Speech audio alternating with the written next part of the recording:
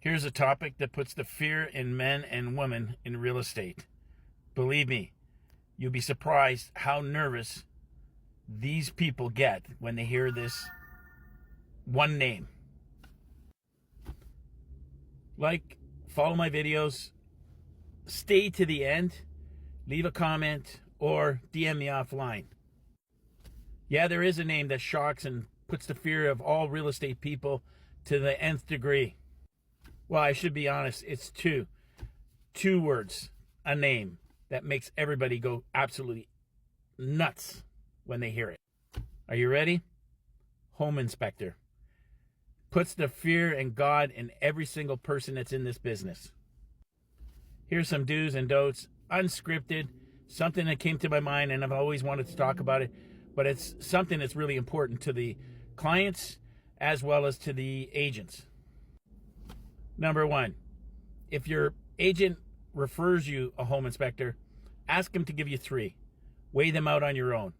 Don't trust or believe the one guy that you get is going to be the end all in home inspection. You need to get somebody who's competent as well as cost effective, because sometimes home inspectors charge a ton for things that they do that really, you know what, there's a lot of common sense involved.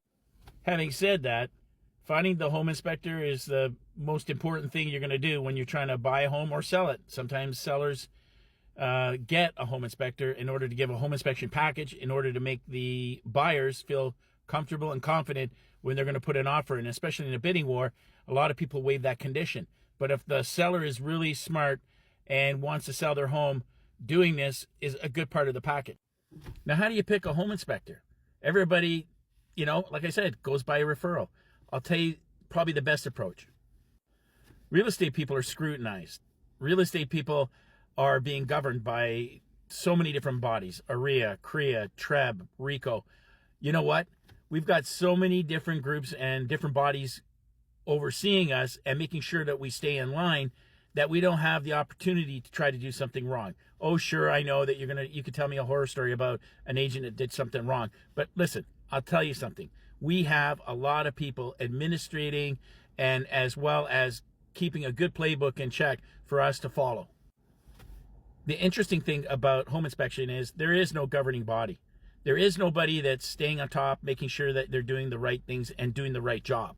So truly, you want to get somebody that is not going to be compromised or there's going to be a conflict of interest, that he's going to give a good report because the agent referred him or her to you. So that way he thinks that he's always going to be on the gravy train and do a good job and give a good report. You want to find somebody who's going to be objective and give you all the key critical points about the home and to watch out for. Now, who is that person that's going to do that? Listen, there's guys that are doing this part-time. Run to the hills when you find that out. Make sure they're doing this job full-time. A lot of these guys only do these inspections on the weekend. You need to get a guy that's going to be able to do this anytime during the weekday. That's your first sign for making sure that you got the right guy. Because if he's doing this part-time, he's not all in. Like myself, I'm in real estate. I do this 24/7. My integrity is there with my work.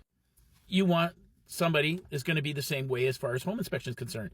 Somebody that is invested in what they do and that they're going to give you a proper report on your, the next most important investment of your life. This is key. The next important thing is making sure that you find a guy that has some kind of skilled trade. Because there's no school out there that really trains and governs these guys, you want to find somebody who is a home inspector that is also probably a red seal ticket guy, an electrician, a millwright, a mechanic. That's the guy that you want to go to. Why do I say that? Because they got the technical background and know-how. I'm not talking about a fixer-up or a handyman guy. Listen, I'm not putting those guys down. They're hardworking guys. If they're doing it full-time, then I give them credit. But if they're not doing it full-time, I would think, you know what? I would prefer to have a skilled trade guy who is a home inspector. For sure, you're going to know that you're going to get a guy that knows it's hands-on and knows how to fix things. He knows things about HVAC. He knows stuff about electrical work. He has an understanding of mechanical operation. Even an HVAC guy is a great guy because they got that technical skill and background. That's the type of person you're looking for. Not these guys that put the stamp on it, you know, rubber stamps it. You can't. You got to find somebody that's going to be competent enough to make sure they give you the best advice and a good report package with a lot of pictures.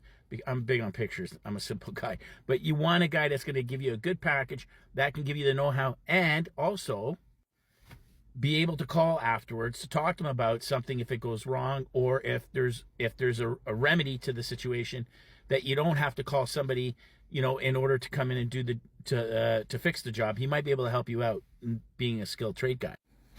A person who's competent in this field will make this whole thing go smoothly. You don't want to have somebody that's going to come in there that just shooting from the hip, has no idea what they're talking about, and giving bad information. And shame on the agent for giving you somebody that's not super qualified in the skilled trades department. Because guess what? If they give you somebody that's just got that rubber stamp thing going on, you're going to have nothing but problems later on down the road. Also, there's a number of other engineering type folks that are out there that do provide a very comprehensive package that can give you the details that you need. I think those are the type of individuals that you need to go to. These are just some suggestions from me. I've been doing this for almost 15 years, and I've learned the hard way.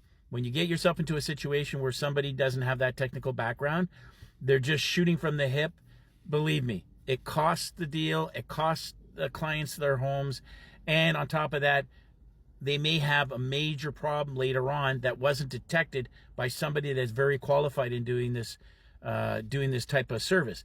So keep that in mind. Listen, I'm Brian. I'm your realtor mentor. This is the best suggestion I could possibly give you. Try to stay away from, you know, that kind of advice that you're going to get from maybe an agent that doesn't tell you that this is probably the best approach. But if you are a little bit more educated about it, I think that you're going to probably be in the best position to make the right decision. I'm Brian, your realtor mentor. I know this went a little long, but guess what? You got some good advice and good tips. Follow me, like my video, and leave a comment. Also, DM me offline if you like to talk. Brian, your realtor mentor.